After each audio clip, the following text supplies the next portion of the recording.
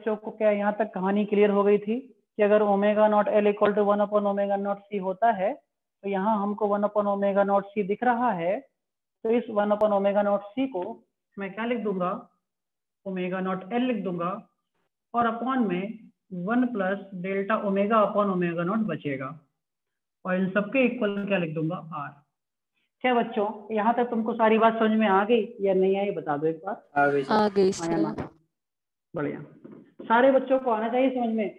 झूठ तुम बोल सकते हो लेकिन बोलना मत, ये नहीं कि झूठ बोले पड़े हैं जबरदस्ती का यार।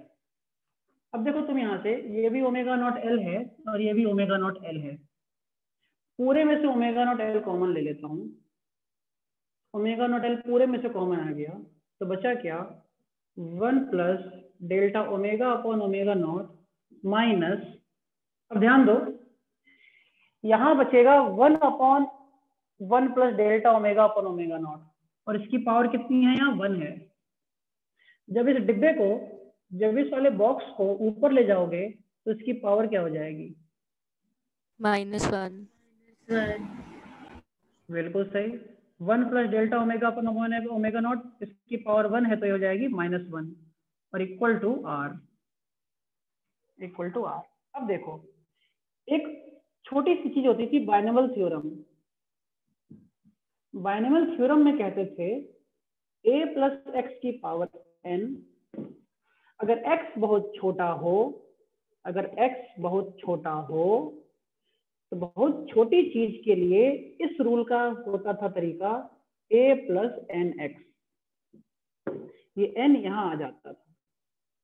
क्लास 11th में मैथमेटिक्स में बच्चों को पढ़ाया जाता है, a प्लस एक्स की पावर n का एक्सपेंशन होता है अगर x बहुत छोटा हो a plus n x.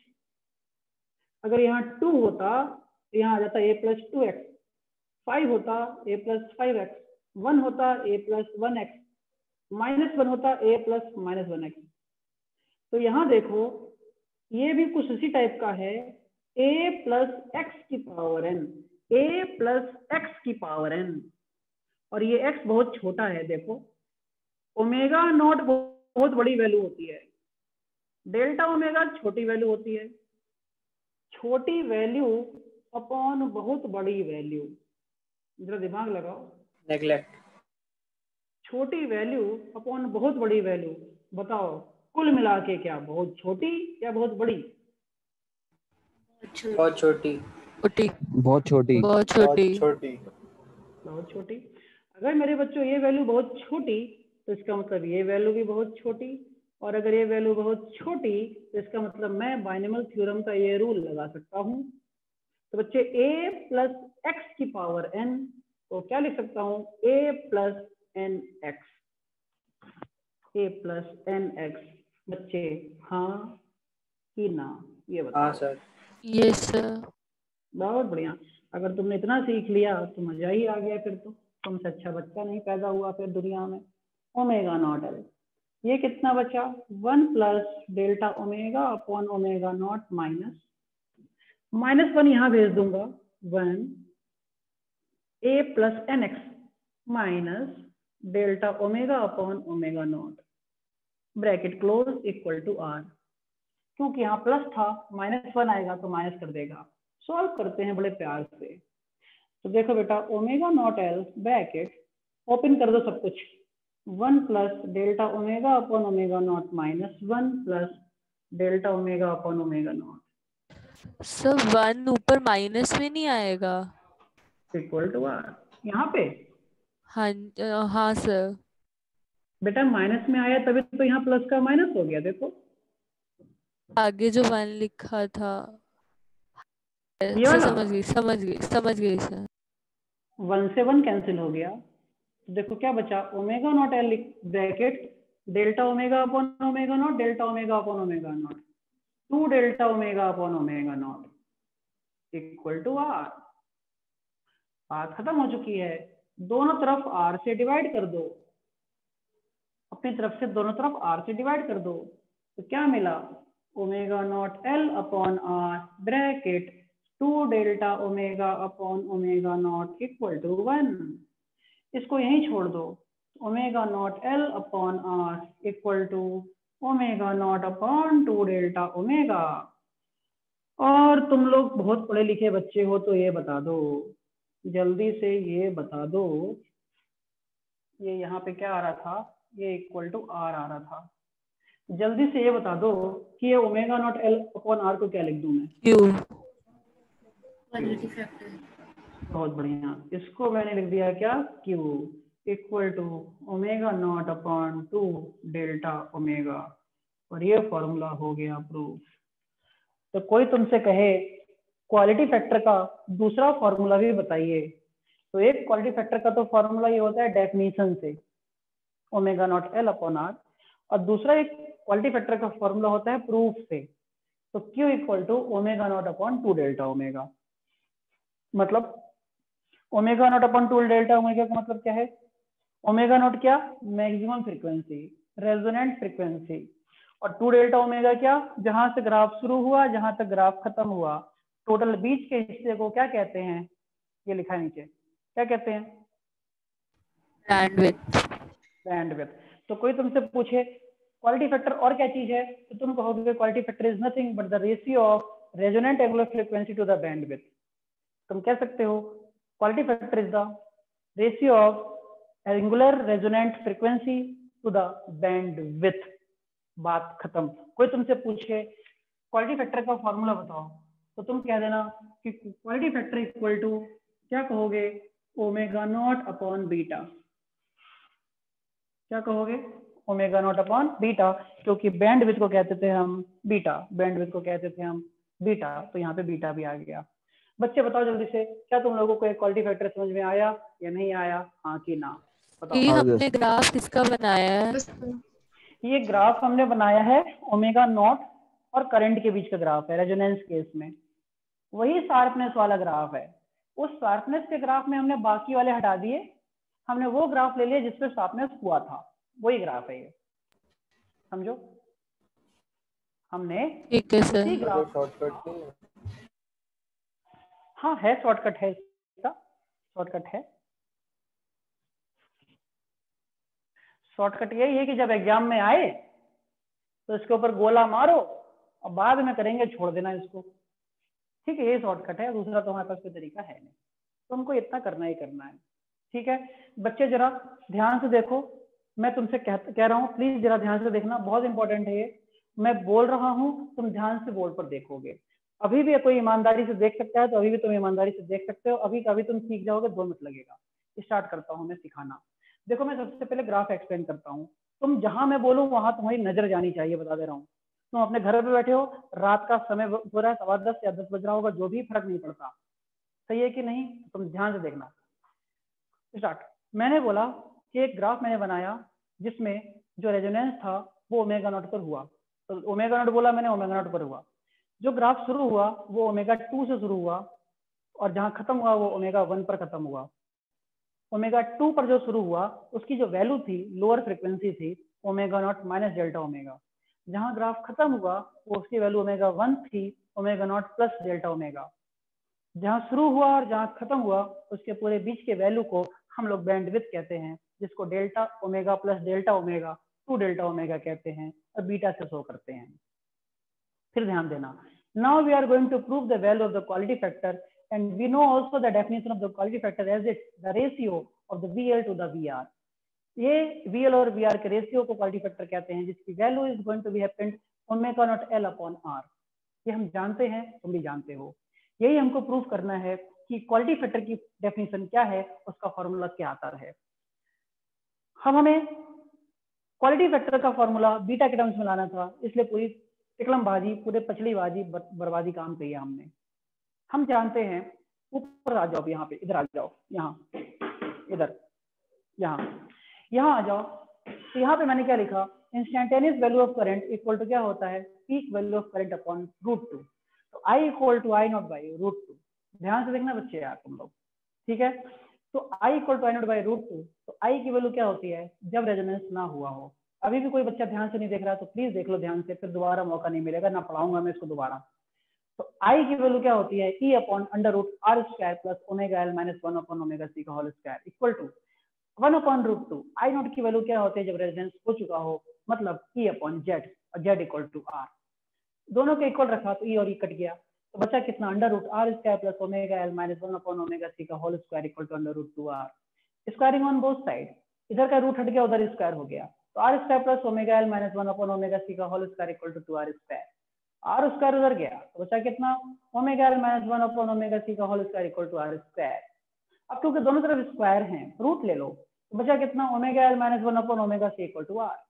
Now we know that when the higher frequency range is omega 1, now put the value of omega 1 in place of omega there, तो omega की जगह omega 1 रख दो, तो omega 1 L minus 1 upon omega 1 C equal to R। Also know that omega 1 की value है omega not plus delta omega, रख दिया, तो omega not plus delta omega L minus 1 upon omega not plus delta omega C equal to R। और आगे बढ़ो, omega not common निकाल लिया बच्चों, ओमेगा नॉट बाहर, एल पहले से था, तो bracket 1 plus delta omega upon omega not minus 1 upon omega not common, C पहले से था, omega not C bracket 1 plus delta omega upon omega not equal to R. And we know that also at the resonance condition omega naught L equal to 1 upon omega naught C. That's why we are going to replace the value of 1 upon omega naught C is equal to omega naught L. Now we get the value omega naught L bracket 1 plus delta omega upon omega naught minus omega naught L upon 1 plus delta omega naught upon omega naught equal to R. Omega not L whole times common, सबको बाहर निकाल लिया, तो omega not L bracket कितना बचा, 1 plus delta omega upon omega not minus, bracket ऊपर को ले गए तो 1 plus delta omega upon omega not की पावर -1 इक्वल टू आर।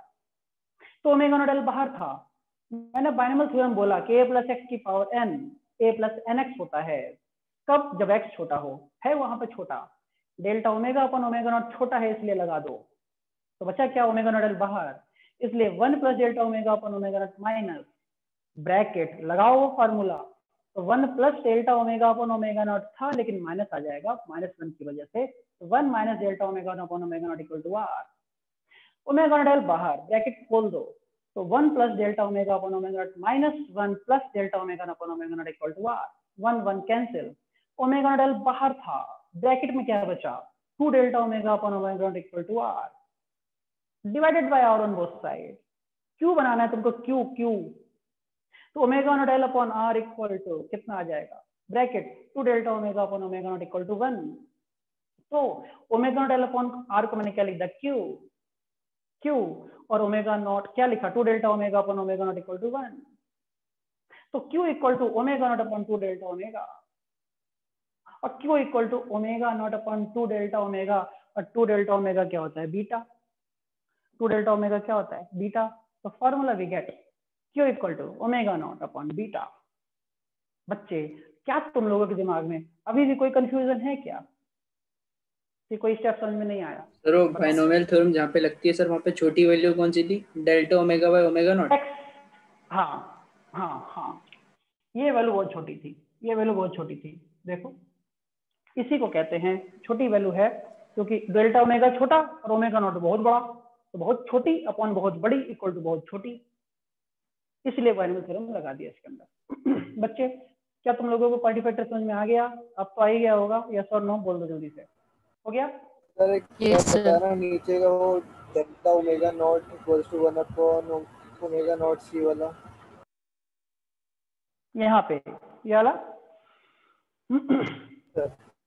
हाँ देखो, हम पढ़ रहे हैं रेजोनेंस, रेजोनेंस कब होता था, कि जब omega not L equal to 1 upon omega not C हो जाए, यस और नो?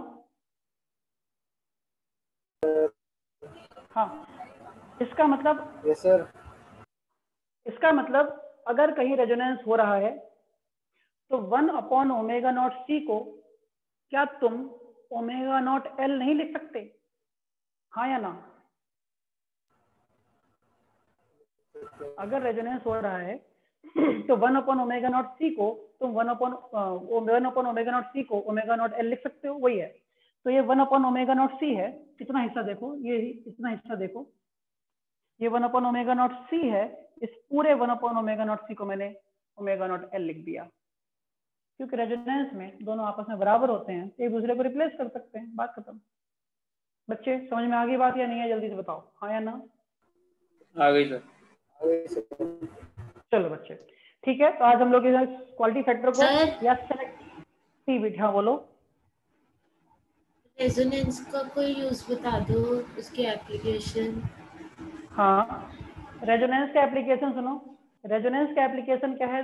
ट्यूनिंग में, ट्यूनिंग ट्यूनिंग ट्यूनिंग का मतलब एक पर्टिकुलर फ्रीक्वेंसी को ही मैच करते हैं हम लोग। गाना सुनते समय 91.9 FM, 102 FM, 99.1 FM, 91.9 FM. FM क्या है? Frequency modulation. FM, FM frequency modulation. एक फ्रीक्वेंसी जब दूसरी फ्रीक्वेंसी की सेम एनर्जी की होगी तो उसको पकड़ लेगी, उसी पकड़ने को ही रेजोनेंस कहते हैं। एक फ्रीक्वेंसी का दूसरी फ्रीक्वेंसी के साथ मैच होना रेजोनेंस है। दूसरा एग्जांपल सुनो, सर्किट। सर्किट का रेजोनेंस है। रेजोनेंस तो और भी चीजें बहुत अलग अलग होती हैं। सर्किट का रेजोनेंस, एक फ्रीक्वेंसी सर्किट का दूसरी फ्रीक्वेंसी को मैच करना रेजोनेंस कहलाता है, पहली बात। दूसरी चीज, जब हम लोग इंडक्शन कर रहे होते हैं या किसी भी एक सर्किट से मैक्सिमम करंट की वैल्यू चाहिए होती है, तो उसमें भी हम लोग क्या करते हैं कि अगर तुम्हें फ्रीक्वेंसी ज्यादा बढ़ानी है, जैसे तुम्हारे घर में वाईफाई लगा होगा अगर, या टाटा स्काई लगा होगा अगर, तो करते क्या है, तुम देखते होगे जो टाटा स्काई की छतरी होती है, उस छतरी को कहीं पे भी लगा देते हैं या किसी एक पर्टिकुलर डायरेक्शन में लगाते हैं, ऐसे करके बताओ। पर्टिकुलर डायरेक्शन में। बढ़िया। वो पर्टिकुलर डायरेक्शन में इसलिए लगाते हैं कि जो सैटेलाइट है ऊपर टाटा स्काई के जो सिग्नल भेज रहा है वो पर्टिकुलर डायरेक्शन में भेज रहा है। थोड़ा सा भी इधर उधर हो गया ना तो उसकी फ्रीक्वेंसी और इसकी फ्रीक्वेंसी मैच नहीं करेगी, सिग्नल खराब आएंगे। जैसे बीच में बादल आ जाता है तो नो सिग्नल लिख के आ जाता है, कहते हैं some cloud is there outside raining, heavy raining, ये हेवली यानी क्या क्या, तो उसी को कहते हैं रेजोनेंस खराब हो गया। जब तक फ्रीक्वेंसी मैच कर रही है, जब तक दोनों हाई फ्रीक्वेंसी आपस में कोलैप्स हो रही हैं, उसी को रेजोनेंस कहा जाता है। तो रेजोनेंस का मतलब है ट्यूनिंग, दो फ्रीक्वेंसी का आपस में ट्यूनिंग, उसी को रेजोनेंस कहते हैं। जनरल लाइफ में ये यूज है हम लोगों का, और ये बहुत बड़ा यूज है। अगर इतना ना हो तो कोई टीवी ना देखता पूरी पृथ्वी पर। चलो भाई, थैंक यू बच्चे, ठीक है। तो इसको हम लोग यहीं पर भी खत्म करते सर, हैं, कल हम लोग मिलते हैं नेक्स्ट टाइम। हाँ सर, बताओ। हाँ बोलो बोलो एक बोलो सेकंड बोलो। आना सर, स्क्रीन पे आओ। हाँ आ गया, मैं आ गया, बताओ। सर वो जो चैप्टर 2 है इलेक्ट्रिक पोटेंशियल वाला, उसमें वो था behaviour of conductor in electric field और डाइलेक्ट्रिक वाला, वो समझा दो एक बार।